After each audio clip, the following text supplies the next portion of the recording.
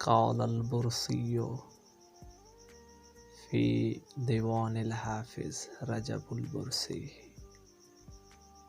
وقال يمدح صلوات الله عليه عليا: الأكل نور وأنت معنى، والكون سر وأنت مبداه، والخلق في جمعهم إذا جمعوا، والكل عبد وأنت مولاه.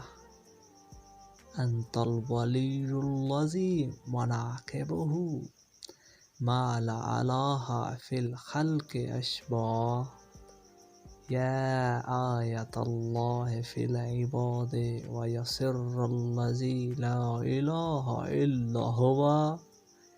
تناقض العالمون فيك وقد هاروا عن المهتدى وقد تهوى، كفاك فخرا وعزة وعلا، أن الورى في علاك قد تهوى.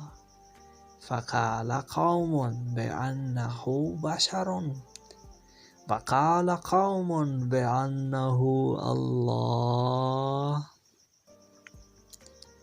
يا صاحب الحشر والميعاد ومن مولاه حكم العباد والله، يا قاسم النار والجنان غدا أنت ملاذ الجون وملجاه.